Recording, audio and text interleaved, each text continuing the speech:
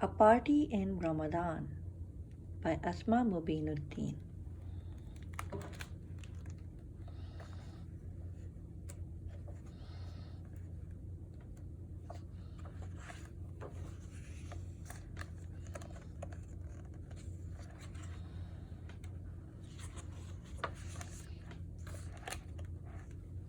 Lena twirled around in front of the kitchen table, breathless and excited as her mother pulled out an invitation from the large envelope. Mom, Julia is going to have a pony at the party and we get to ride it.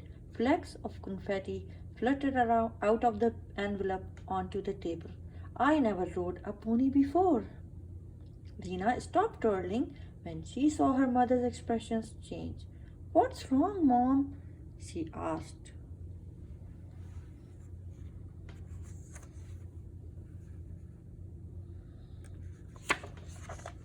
Lena, Mrs. Ahmed said gently, Julia's party is next Friday during spring break.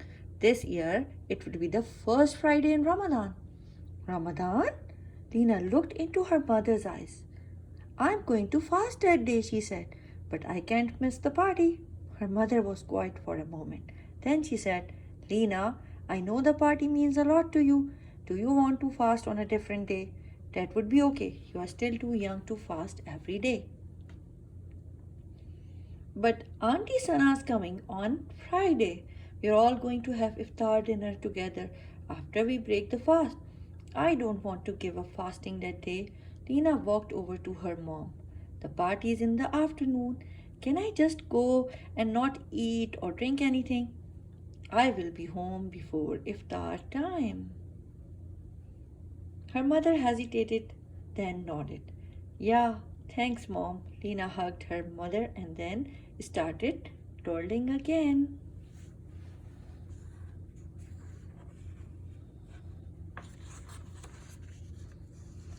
The day of the pony party finally arrived. In the entryway of Julia's house, Lena and her mother introduced themselves to Julia's mother, Mrs. Bernard. Lena's mother explained that because Lena was fasting, she would not be eating with the other girls. Oh, but we are not having a meal, Mrs. Bernard said. We are just having cake and punch. She can't eat or drink anything at all during the fast, said Lena's mother. Not even water. Not even water? Asked Mrs. Bernard. Her voice seemed very loud to Lena, who was embarrassed to think her friends might hear. Julia and some of her party guests came to see who had arrived. It's Lena, they cried. Julia, Amy, and Cindy ran and gave Lena a hug. Come and see the pony. Gratefully, Lena gave her mom a quick hug and headed down the hallway with her friends.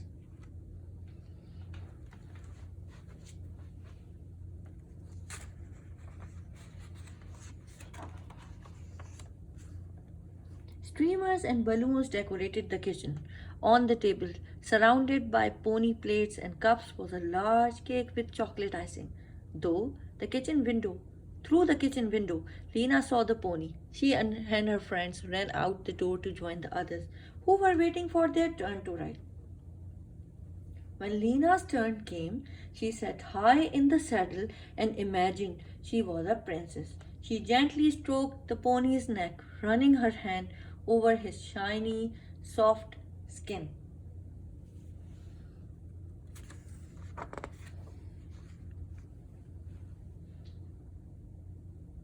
After the pony rides, the girls played tag and laughed and chatted with each other in the warm sunshine. Racing around made them thirsty, and Lena's classmates decided to have some lemonade. Then Lena remembered that she was fasting. She didn't care about missing the lemonade. She was having a lot of fun at the party. It was easy to be here and fast at the same time. Her mom had been worried for nothing. While the girls were having lemonade, Lena decided to swing. She pumped her legs and sailed high in the air. She closed her eyes and imagined she was flying as wind rushed across her, lifting the edges of her hijab. As the swing slowed down, Lena realized she was thirsty. Cold lemonade began to sound good. Lena thought about how refreshingly tart and sweet lemonade tasted. and how she liked to let ice cubes from the drink melt in her mouth. She decided to ask Mom for lemonade at iftar time.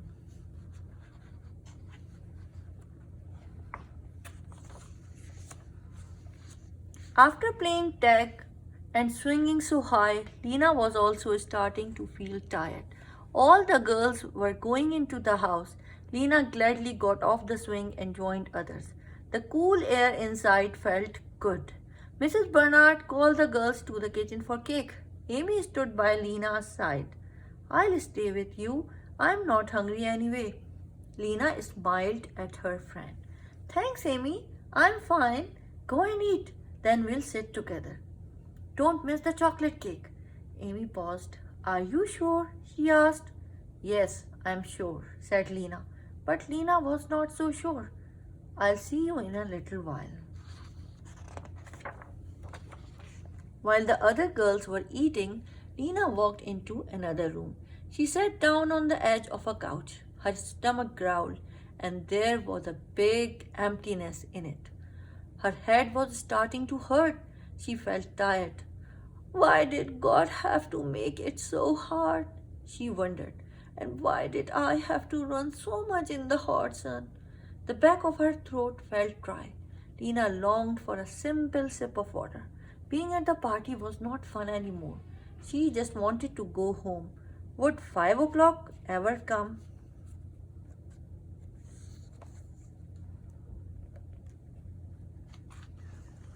Lena lay her head against the armrest. She slipped off her shoes, drew her legs up beside her, and closed her eyes. Soon she was asleep. Lena barely realized when her mom arrived, helped her into the car, and drove her home. When Lena opened her eyes, she was on her own couch in her family room at home. She heard Auntie Sana's voice in the kitchen and her mother's laughter. Light from the kitchen spilled into the family room.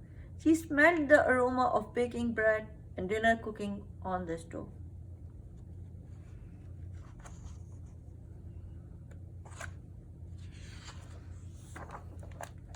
Lena's father sat down beside her as she sat up and blinked to clear the sleep from her eyes. How's my fasting girl? He asked as he hugged her. She felt safe in his warm embrace. I'm fine, Daddy. I feel a lot better after sleeping. Lena's head did not hurt anymore and she was not as tired. The first few days of Ramadan are usually the hardest as your body gets used to the new schedule, he said. I heard you had a rough day. I'm proud of you for hanging in there. It's not easy sometimes, but God knows you are trying hard to please Him. Is it iftar time yet? Lena asked. Almost. Would you like to help me open the dates? Sure.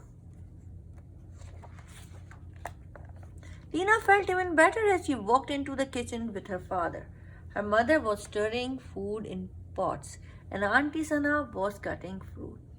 They hugged Lena and told her how proud they were of her. The hugs made Lena feel warm and cozy. The family shared stories as they prepared dinner in the kitchen. Lena's younger sister, Amira, ate dry cereal in the high chair. Lena helped Daddy put dates on a plate and pour water into glasses. Her difficulties at the party seemed as if they had happened a long time ago.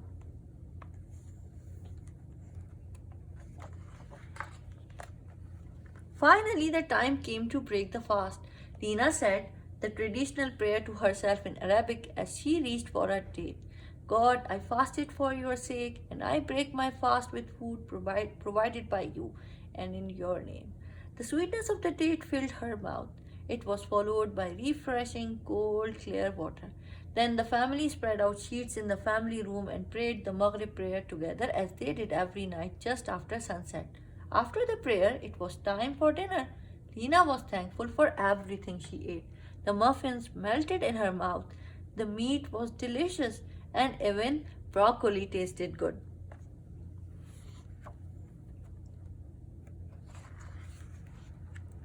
After finishing her dinner, Lena said, Please pass the baklava, Mom, and may I have some lemonade with it? I have a surprise for you, Lena, her mother said, pulling a packaged cup from the cabinet. There is one cup of your favorite chocolate pudding left. I saved it for you.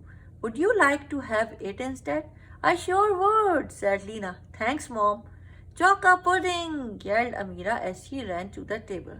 Honey, this is for Lena today, Mrs. Ahmad gently told the toddler. You can have a cookie. Amira, I was fasting today, Lena told her sister. I didn't get to eat all day. Me too. I was fasting. I didn't eat pudding all day too, Amira said, looking at her sister. I don't have to share today, Lena thought. I fasted all day and I should get to eat whatever I want now. Lena put a spoonful of pudding into her mouth and savored its thick chocolate flavor. She looked into her sister's face. She remembered how she had felt at the party when she really wanted to eat the chocolate icing on Julia's cake and couldn't. Lena took a second spoonful of pudding, then she slid the cup in front of her sister. There you go, Amira. You can have the rest. Mom smiled and Auntie Sana reached over and patted Lena on the shoulder.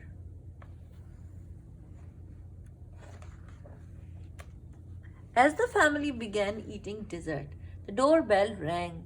It was Julia and her family, and Amy and her mom. They were carrying chocolate cake from the party. Hello, Mrs. Ahmed, said Mrs. Bernard. We thought Lena might like some cake.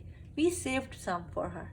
How kind of you! Please join us for dinner, said Lena's mom, warmly inviting the guests to the table. Lena ran to greet them and introduced everyone. Her mom brought plates for the guests, and everyone began to talk and eat. Afterwards, as the girls ate chocolate cake, their parents sampled baklava and fruit pudding. Lena thought about how hard the late afternoon had been. She remembered how wonderful dinner had tasted in the evening. Fasting had made her appreciate and feel thankful for her blessings. Fasting also made her want to share what she had. In the warmth of the kitchen with family and friends, Lena happily finished her piece of cake. And this is the end of this book.